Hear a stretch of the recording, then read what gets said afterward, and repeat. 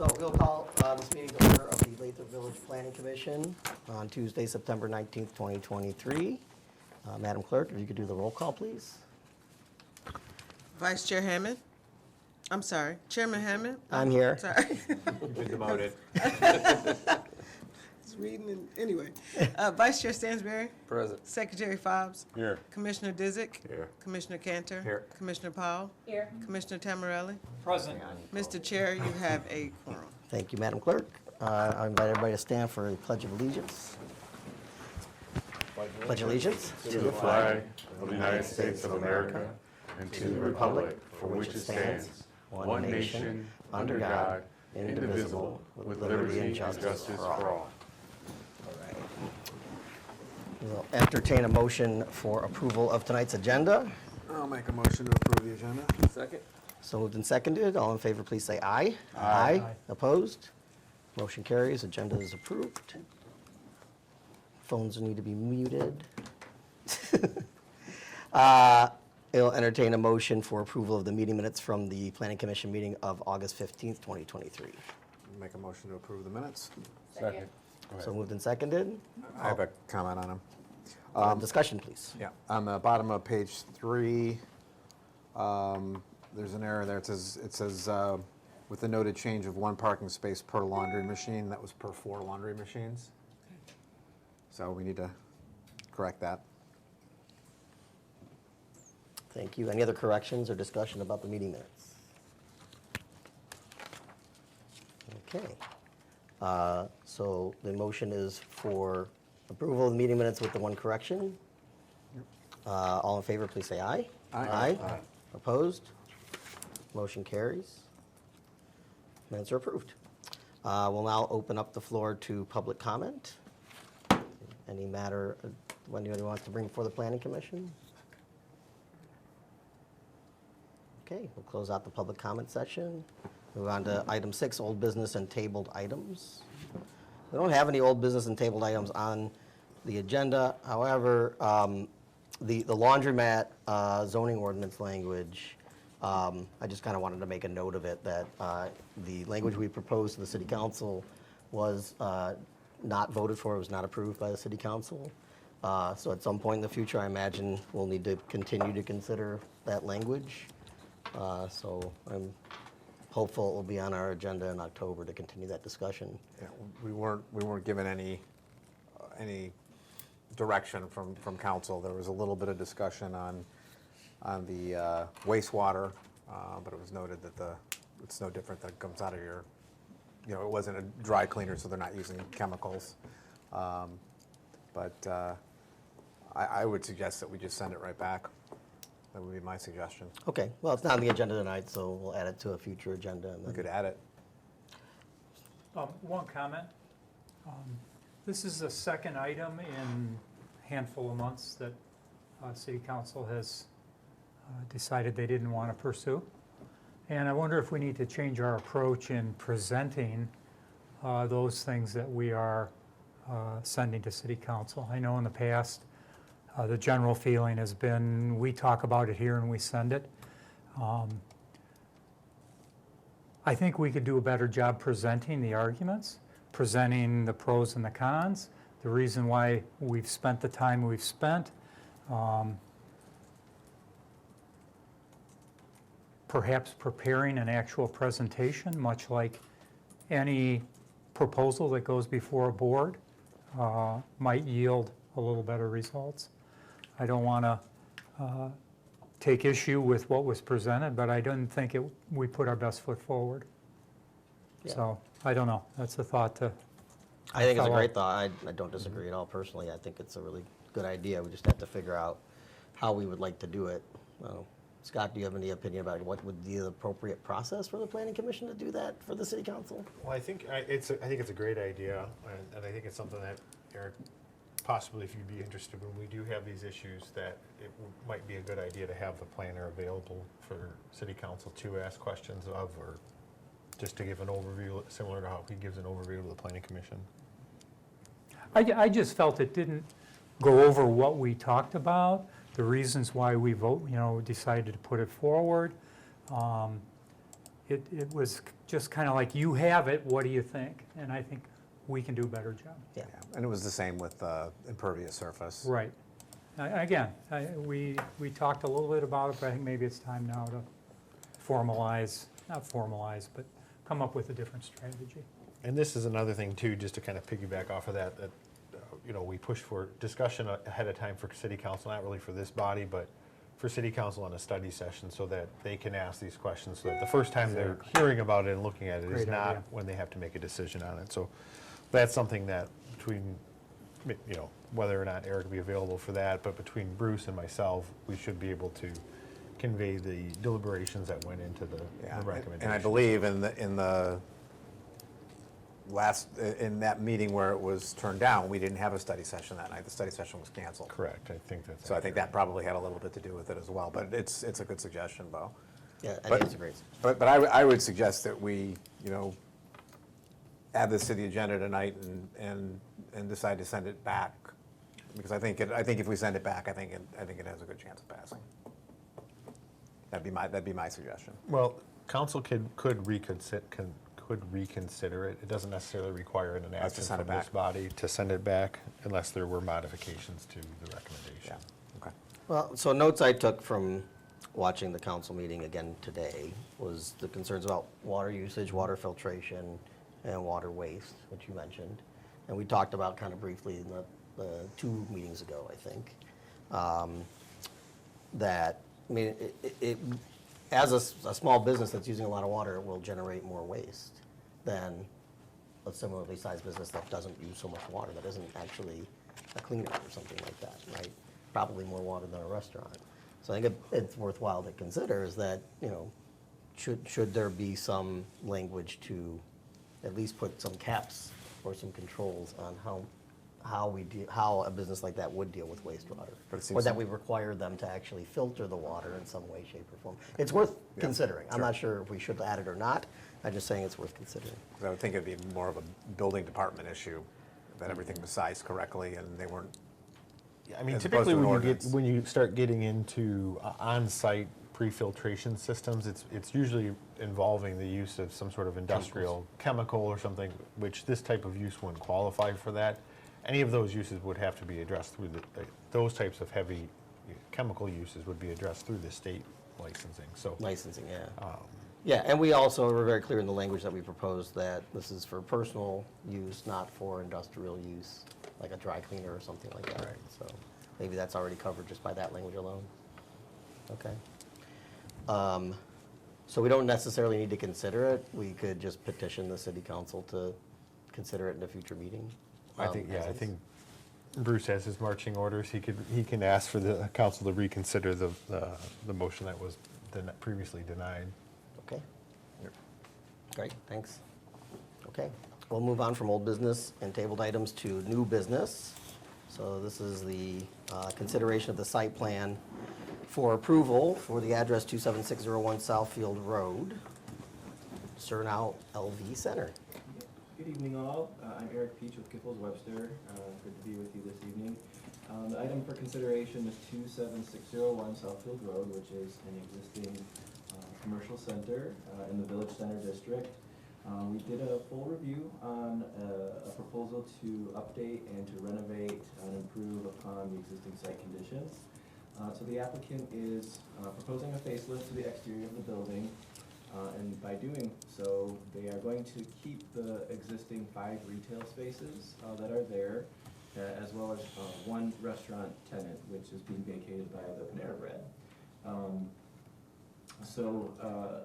With those improvements, a lot of our review was to assess what some of the existing conditions are, and of course, similar to a project that we looked at in the recent past, is the dumpster enclosure on the El Dorado Drive side of the property, which appears to be lower than what it's required to be, or at least a portion of the dumpster sticks out from the enclosure.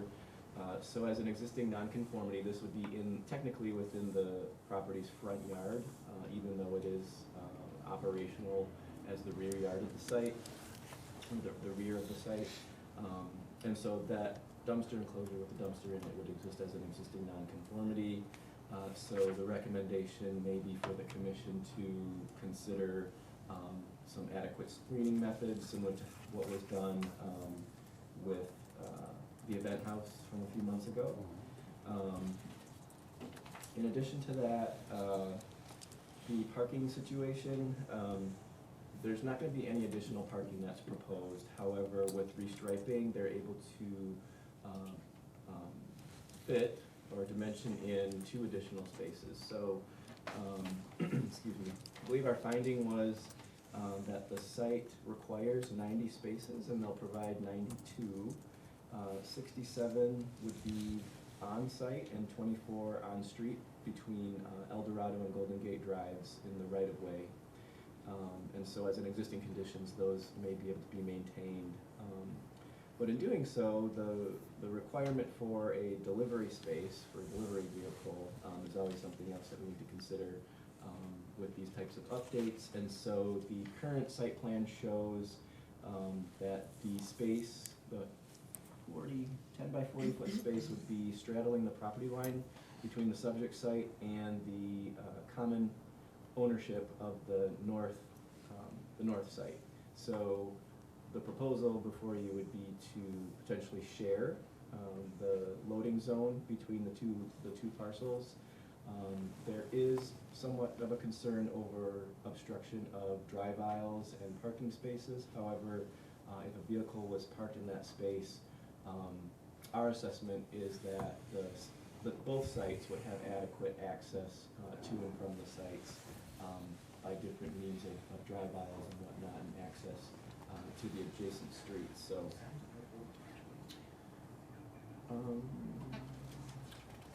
So site lighting, there are some lighting fixtures on the building itself that are proposed. They do appear to be pointing down. However, we suggest that there's a note on the plans that indicate any new lighting would be compliant with the ordinance standards for that. I don't believe there were any new additional pole lights out in the parking lot. So that shouldn't be of any concern. No new additional landscaping. Again, there's no extension of the square footage of the building facilities or expansion of the parking lots. So landscaping is not required. Building materials fall in line with the ordinance standards, so those standards for building materials appear to be met. And again, the applicant's intention is to modify and to modernize, renovate, and improve upon the existing site with the existing tenant spaces, and in doing so requires planning commission approval of the proposed site plan. Great. The applicant is here for questions. I'd be happy to answer any questions as well. Well, so you mentioned, like, you don't believe that they're adding any pole lights, that whatever lighting is being proposed appears to be facing down. Can they confirm that? Mm-hmm.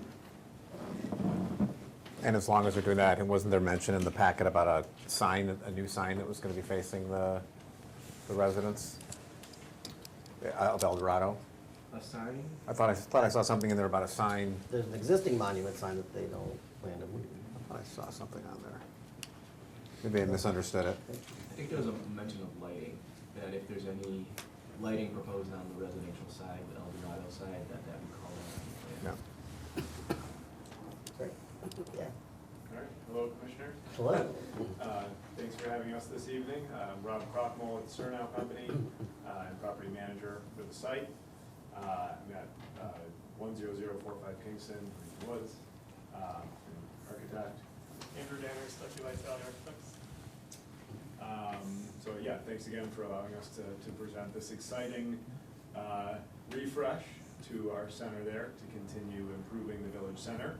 And we're obviously all excited about Panera and how that's coming along, and I'm already getting calls of people that are really excited to see some progress there and some new life to Southfield Road. And we're hoping to kind of continue that as we're working with our existing customers or tenants, we call them customers, and hopefully new ones to come along and occupy these spaces and bring in great operators that the city's going to be proud of and the residents will be proud of. So I think we took a very thoughtful application when we looked at this site, which is very important for the city and for us being in the village center. Quickly, just answering your point, Bruce, about the signage, yeah, we're not looking to change any signage aside from, when we do the facade renovation, those tenants would either, if their signs are currently compliant, they would reuse those, or hopefully we'll get everybody to reinvest in nice new signage that'll all go through the city for approval. In terms of lighting, any lighting that is put out there will be obviously put on the plans for the building department, and will be following the ordinances. Addressing the dumpster, we've already ordered a lower dumpster, so that will be below the wall, similar to next door for Event House, what we did there, so that will not be visible either.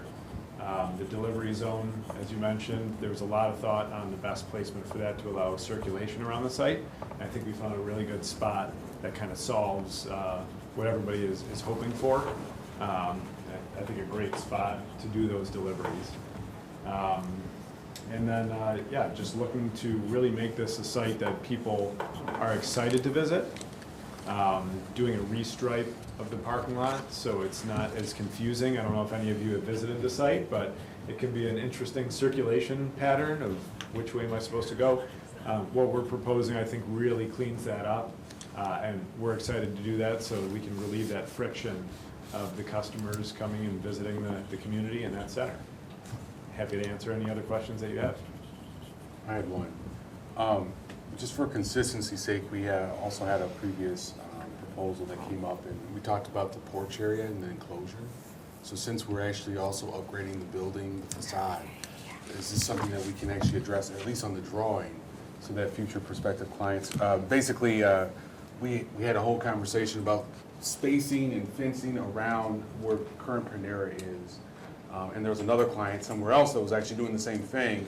And so to actually believe in equity, we probably would want to either remove the tables that are on the drawing, because technically that's actually not code. We would have to actually have a rail, and there's some other things that in our, that we have to actually do. So I thought that might make sense, since we're actually proposing this as a site plan. Yeah, ultimately, the zoning ordinance as it's written, we had another applicant come in with a outdoor patio for their restaurant, and that was, we found a lot of issues with that what they were proposing was out of compliance with the zoning ordinance. One of the things is, it needs to be a fenced-in enclosed area, there needs to be a certain amount of space between the parking areas and the walkways, and so, with the patio tables that are out there in front of Panera right now, it's essentially non-compliant.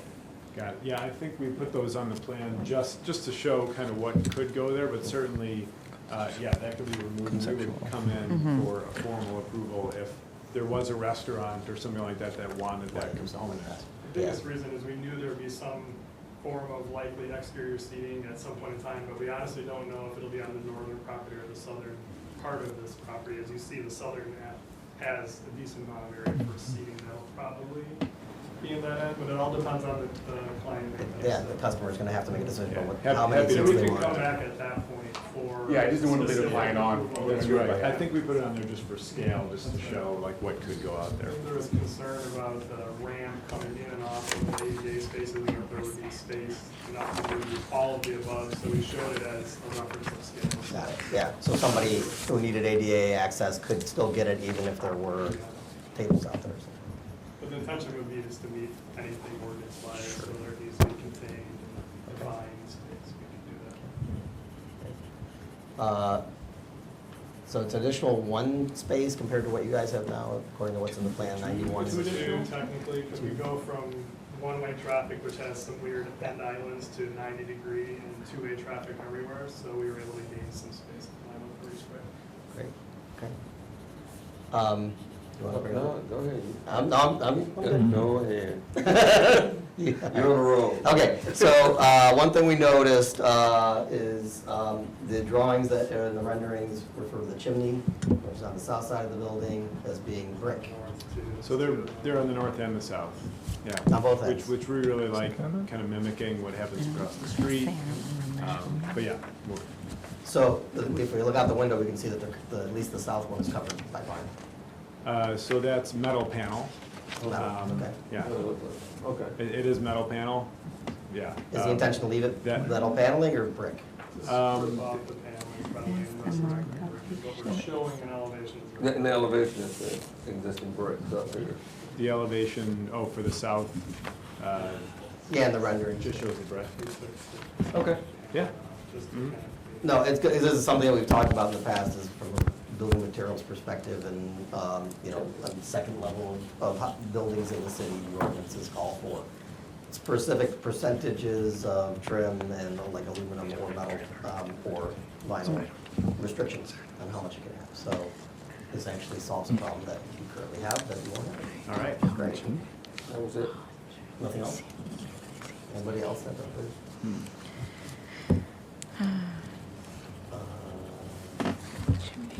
Great. So, yeah, I don't know if anyone other questions, I guess we'll entertain a motion. Thanks, guys. Thank you. I'll make a motion to approve the site plan at 27601 Southfield Road. Second. Moved and seconded. Any discussion, any additional discussion? Okay, all in favor, please say aye. Aye. Opposed?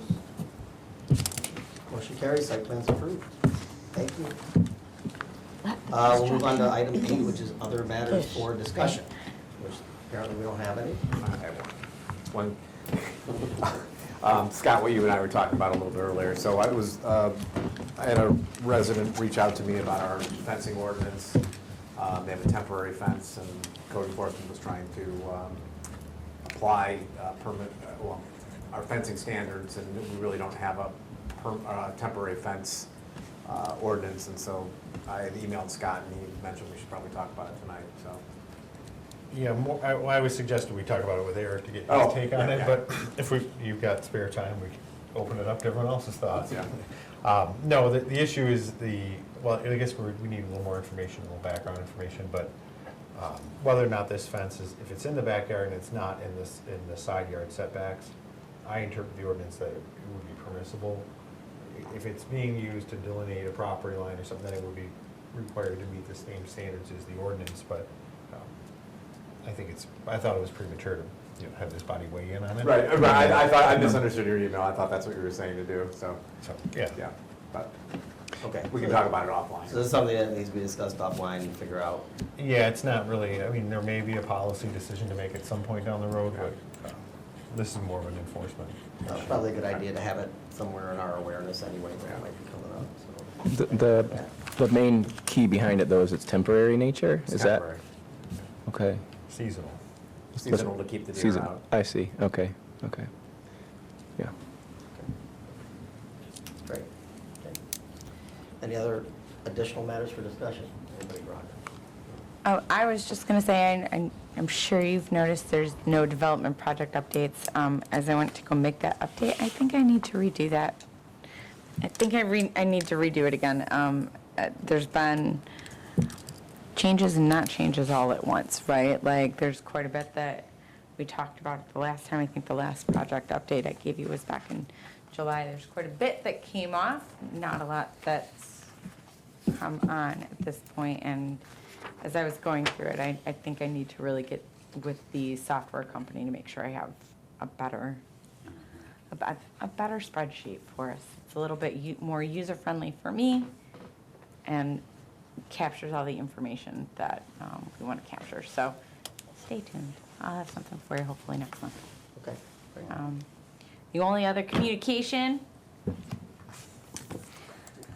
common party with the DDA. It's gonna be so much fun. September 30th, 1 to 9.